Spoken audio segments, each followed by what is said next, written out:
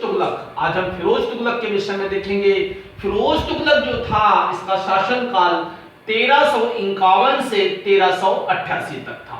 मोहम्मद बिन तुगलक के कोई पुत्र नहीं थे, अतः फिरोज, इसका चचेरा भाई फिरोज तुगलक सिंहासन पर बैठा। इसके पिता का नाम था रज्जब,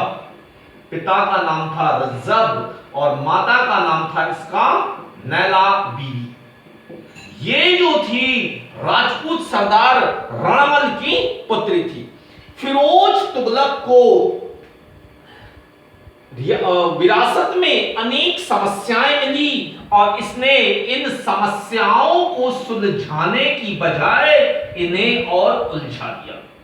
यानी फिर मोहम्मद बिन तुगलक की जो असफल नीतियां जो थी, उसकी जो योजनाएं थी, उसकी वजह से सल्तनत काल की आर्थिक स्थिति काफी कमजोर हो गई थी। और फिरोज तुगलक जब सिंहासन पर बैठा तो इसके शासनकाल में इसको अनेक समस्याओं का सामना करना पड़ा।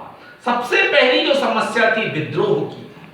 जैसा कि हमने देखा था, मोहम्मद बिन तुगलक के शासनकाल में सबसे अधिक विद्रोह हुए थे और फिरोज तुगलक के शासनकाल में भी विद्रोह की घटनाएं हो रही थी। अतः विद्रोह जो था ये एक मुख्य समस्या थी।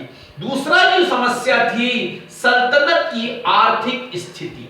सल्तनत की आर्थिक स्थिति मोहम्मद बिन तुगलक की असफल योजनाओं के कारण काफी दयनीय हो चुकी थी और इसे विरासत में सल्तनत की एक आर्थिक स्थिति भी प्राप्त हुई। तीसरी जो समस्याएं थी अमीर, उलेमा वर्ग एवं सैनिकों में असंतोष।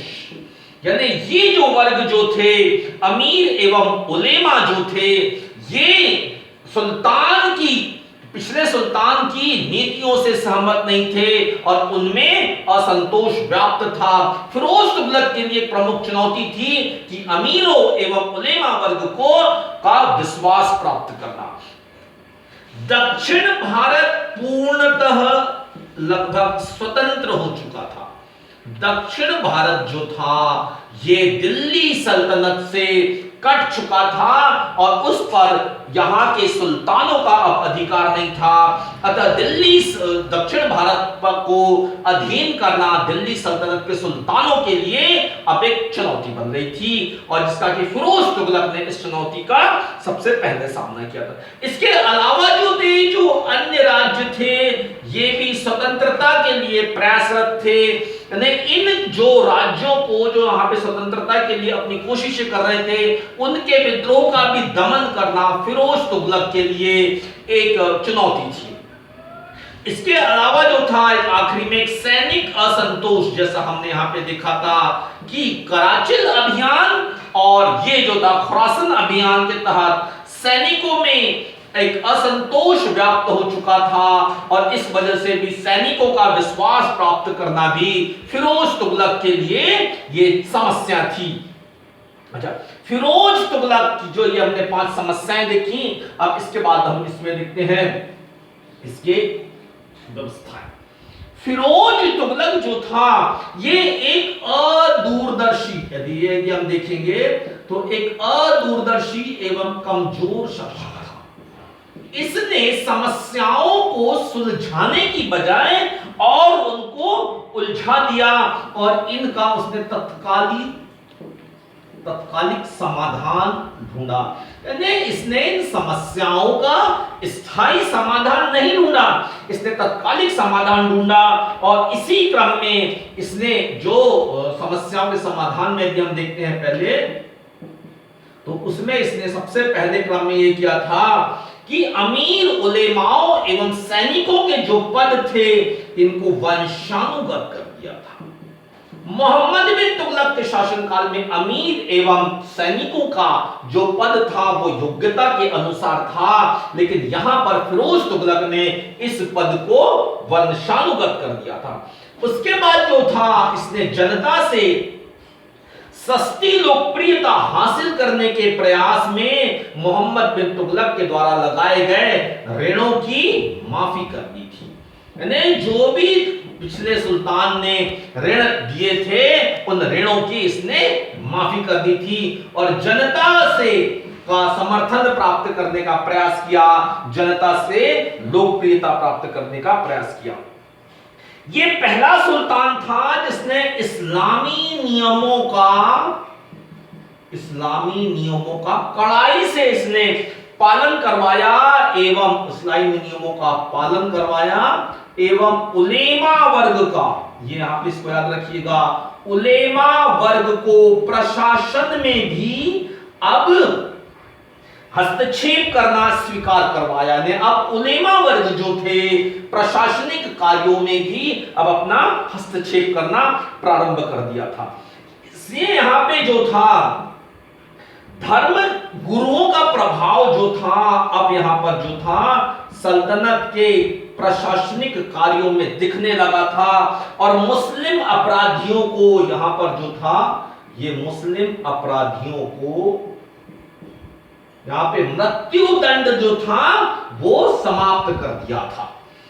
इसके बाद जो था जजिया कर, इसने जजिया कर लगाया था। ये पहला सुल्तान था जिसने ब्राह्मणों के ऊपर भी जजिया कर लगाया था। अभी तक जितने भी सुल्तानों ने जजिया कर वसूला था हिंदुओं से, उसमें ब्राह्मणों को मुक्त रखा था, लेकिन ये पहला सुल्तान था जिसने कि ब्राह्मणों के ऊपर भी जजिया कर लगाया। इसके बाद जो था सिंचाई कर लगाने वाला भी ये पहला सुल्तान था। इसने सल्तनत में नहरों का निर्माण करवाया। उन नहरों से, सरकारी नहरों से जो सिंचाई करते थे कृषक वर्ग, उनसे उपज का 1/10 भाग अतिरिक्त तौर पर सिंचाई कर के रूप में लिया जाता था और इस प्रकार सिंचाई कर लेने वाला ये सल्तनत काल का पहला सुल्तान था। अच्छा, फिरोज तुगलक को इसकी आर्थिक एवं प्रशासनिक सुधारों के कारण, फिरोज तुगलक को इसके आर्थिक एवं प्रशासनिक सुधारों के कारण इसे सल्तनत काल का अकबर कहा जाता था। सल्तनत काल का अकबर, ये बहुत इंपॉर्टेंट है, ये अक्सर एग्जाम में पूछा जाता है। सल्तनत काल का अकबर, इसके आर्थिक एवं प्रशासनिक सुधारों की हम आगे चर्चा करेंगे और इसके बाद हम देखते हैं फिरोज तुगलक के जो थे सैन्य अभियान। फिरोज तुगलक के सैन्य अभियानों में यदि हम देखें तो फिरोज तुगलक ने ऐसा कोई भी अभियान जो था साम्राज्य विस्तार के लिए नहीं किया था। जो भी अभियान इसने किए थे सारे के सारे जो थे साम्राज्य की रक्षा करने के लिए, साम्राज्य को बचाने के लिए किए थे। इसने पहला जो किया था अभियान जो था बंगाल एवं सिंध में किया था। बंगाल एवं सिंध में किया था, लेकिन यहां पर इसको सफलता प्राप्त नहीं हुई थी क्योंकि बंगाल और सिंध भी जो थे वो दिल्ली सल्तनत से अब इनका संपर्क टूट चुका था।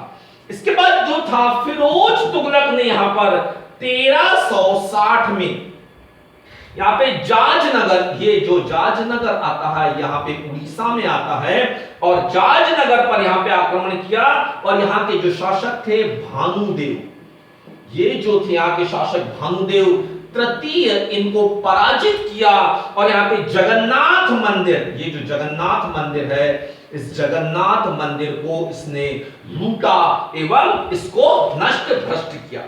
इसके बाद जो था इसके सैनिक अभियान में जो था सन 1365 में कांगड़ा, ये जो कांगड़ा है ये हिमाचल प्रदेश में आता है, कांगड़ा के जो नगरकोट का जो दुर्ग था यहां पर इसने आक्रमण किया और यहां से इस नगरकोट के दुर्ग पर अधिकार कर लिया। इसके बाद यहां के ज्वालामुखी मंदिर, ये ज्वालामुखी मंदिर को इसने लूटा एवं नष्ट भ्रष्ट किया एवं इस मंदिर के पुस्तकालय से संस्कृत पांडुलिपियों को ये दिल्ली लेकर आया अपने साथ में। फिरोज शाह तुगलक का जो था अंतिम जो अभियान जो था ये सिंध के थड्डा में था। सिंध के थड्डा में ये इसका अंतिम अभियान था। यहां पर इसको कोई ठोस सफलता नहीं प्राप्त हो सकी और बाद में जो है इसके सितंबर में ये था 1388 में इसकी मृत्यु हो गई थी। इसके बाद जो बाकी का है फिरोज तुगलक के कार्य, हम इसको अगले वीडियो में